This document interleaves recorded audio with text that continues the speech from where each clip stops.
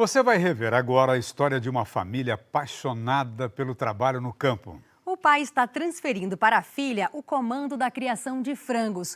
Uma decisão que já trouxe ótimos resultados.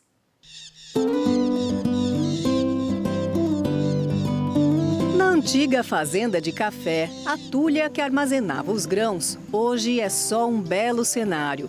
O terreiro virou depósito de maquinário e insumos e os poucos pés de café são apenas para consumo próprio. A propriedade em Sales Oliveira, São Paulo, entrou para a família em 1850, pelas mãos de Dona Honorina e o marido Luiz José Guimarães. De lá para cá, a terra foi sendo dividida entre herdeiros. Paulo assumiu uma área de 267 hectares. Eu casei, a minha sogra falou se eu assumisse a fazenda. É o que eu gostava de fazer, então eu dei sequência. Paulo e Eliana têm 2 filhas. Luciana seguiu a carreira da mãe e da avó e se formou em farmácia. Juliana estudou agronomia. Em qual delas você apostaria para tocar a fazenda? Eu achei que a agronomia que ia dar uma sequência e a Luciana não. Mas foi o inverso. Pois é, a agrônoma decidiu se dedicar às filhas pequenas e foi a Luciana, farmacêutica, que virou produtora rural. Eu não estava feliz em São Paulo, me sentia num ambiente muito diferente do ambiente que eu fui criada, que foi esse ambiente aqui que nós estamos. E quando eu entendi o que era ser produtor rural, eu me apaixonei. A hora que eu entendi que o fazendeiro, ele se faz presente na vida das pessoas todos os dias, com os alimentos na mesa, eu entendi que o agronegócio, ele não é só um negócio, ele tem um propósito muito maior que isso. Ao lado do pai, aos 23 anos, Luciana começou sua caminhada como produtora. A fazenda lida com gado de corte, mas o principal negócio é a avicultura sob o comando da Luciana. E já cresceu bastante desde que ela chegou. 12 anos atrás, o nosso volume era em torno de 100 mil aves por ciclo e hoje o nosso volume são 500 mil aves por ciclo. A gente consegue atender a indústria com 3 milhões de aves por ano. São 14 galpões com frangos de corte, todos na mesma fase de crescimento. Para que cheguem ao peso final num prazo de 42 dias, há uma série de cuidados, começando pela higiene. Nenhum carro entra na propriedade sem um banho. E a gente tem que vestir roupa especial e passar por um pedilúvio com uma solução desinfetante antes de entrar nos aviários. Lá dentro, o principal indicador de que está tudo correndo bem é o comportamento das aves. O que a gente quer ver é isso, um pintinho uniformemente esparramado no galpão, né? Nem muito de um lado, nem muito do outro, porque isso indica que tem algum problema ali de ambiência, né, que a gente fala. Então, a ave expressando o seu comportamento natural aqui dentro. Para garantir essa ambiência, vários parâmetros são monitorados através deste painel, que recebe informações de sensores espalhados pelos galpões. Quando a pressão aumenta muito, por exemplo, são abertas janelas laterais para a entrada de ar de fora. Edson Marçal, chamado por todos de Edinho, é o gerente de produção. Começou na fazenda junto com a Luciana. Cabe a ele a função de ficar de olho nas condições do ambiente. Esse cabinho aqui, que parece um pedacinho de fio, é uma sonda de temperatura digital. E tem 5 espalhados no aviário para que possa fazer diferentes leituras em pontos diferentes. Vocês nunca ficam sem saber que temperatura está aqui dentro? De jeito nenhum. 7 galpões ainda dependem da queima de lenha na fornalha para fazer o aquecimento. Mas nos outros 7 mais modernos, os aquecedores são a gás e acionados automaticamente. A pesagem dos animais é outra atividade que está sendo automatizada, olha só. Tá vendo esse lugar onde os pintinhos estão aglomerados? É uma balança. 2 foram instaladas aqui nesse aviário.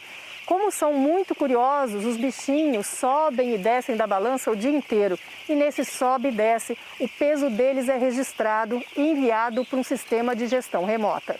Como é que o sistema consegue calcular o peso do pintinho se tem um monte de bichinho ali em cima? Ele conta com uma análise de dados de milhões de pesagens, em que ele entende que se o peso está muito alto é porque tem muitos pintinhos. E ele sabe mais ou menos o peso que esse pintinho deve estar. Por exemplo, nesse momento, no dia 10 desses pintinhos, o peso médio deles está em 295 gramas.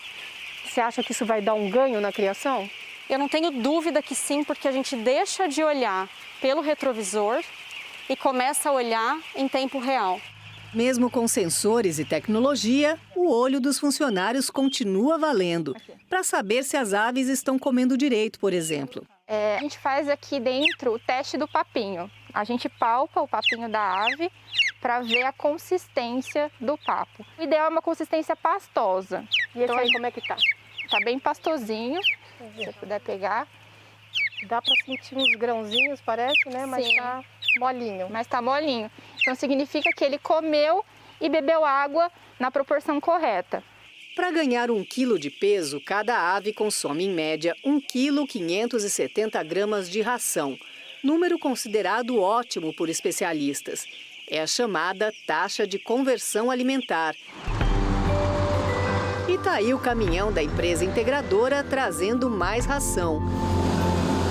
Paola fica lá no alto para garantir que a ração enche o silo sem transbordar.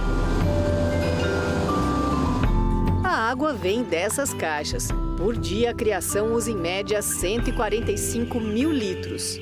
Por segurança, há 5 anos, foi instalado aqui um sistema de captação da água da chuva. 3 dos 14 galpões receberam calhas como essa. Quando chove, é ela que recolhe a água da chuva que cai no telhado. E por um sistema de tubulação, essa água vai para essa cisterna com capacidade de 3 milhões de litros. Está aproveitando uma fonte natural sem agredir em si a natureza. Outro aproveitamento de fonte natural é esse, a energia solar. E não só com uma, mas com 3 usinas implantadas ao longo de 4 anos. Elas geram energia suficiente para abastecer toda a avicultura. Cada usina como essa, ela tem um custo de algo em torno de 500 mil reais. No começo todo mundo dizia, olha, presta atenção, que é um retorno muito longo para um investimento alto. Mas mesmo assim o meu pai decidiu assumir esse risco e hoje a gente economiza algo em torno de 30 mil reais por mês. Usando essa fonte renovável, a gente deixa de usar outra energia que tem um impacto muito maior, especialmente nos gases de efeito estufa. O investimento atual está na renovação dos aviários. 3 deles estão sendo quase que totalmente reconstruídos. Eram antigos, de 15 anos atrás, quando a família começou a criação de frangos. A gente estima que vai gastar algo perto de 2 milhões de reais para poder colocar esses 3 galpões no padrão que tem que ficar. Conforme a gente melhora a condição tecnológica de um aviário, o retorno é quase que garantido uma vez que o manejo seja bem feito. Manejo que pode ser monitorado sem sair do escritório. Tá aí a Edivane, conhecida como Tuca, arrumando o sistema de câmeras. Ela é esposa do Edinho e, além do casal, também trabalham na fazenda o sobrinho João Vitor e a filha mais velha, Érica. São 15 funcionários no aviário, todos registrados. E alguns moram aqui mesmo nessas casas. É o caso do Edinho e da Tuca. A gente também trabalhava na avicultura. A gente tocava outro aviário arrendado. O que mudou ao longo desses anos que vocês estão aqui? O que evoluiu mais foi a tecnologia que foi chegando, né? Facilitando mais a nossa vida. Comecemos por baixo, fomos progredindo, construímos nossa casa própria, coisa que a gente não pensava em ter. Então mudou muito. A casa que eles construíram na cidade é essa, com energia solar e tudo, olha aí. Hoje dá para pensar numa velhice tranquila.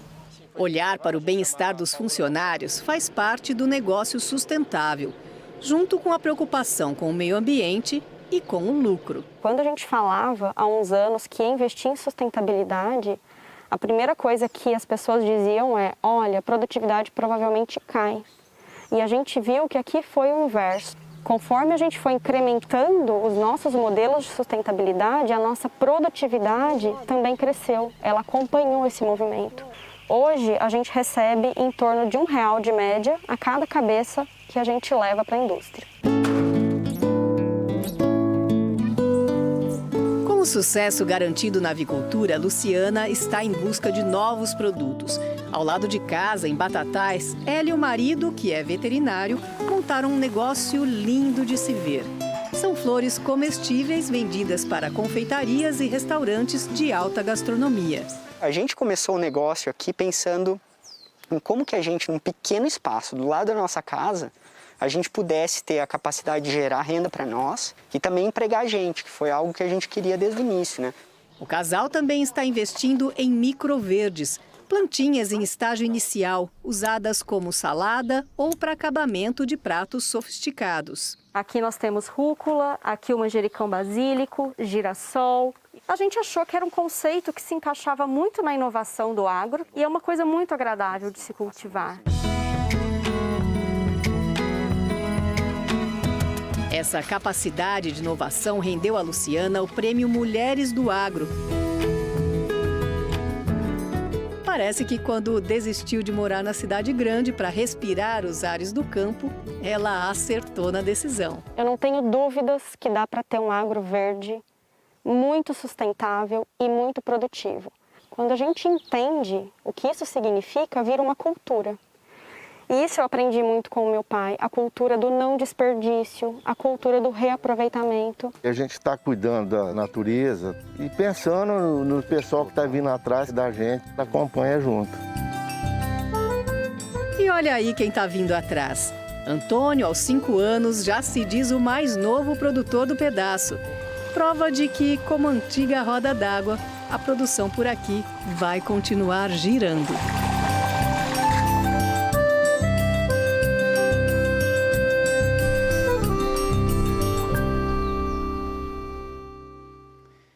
Que história inspiradora, hein, Cris? Muito, Nelson, especialmente para mulheres que sonham em comandar fazendas pelo Brasil.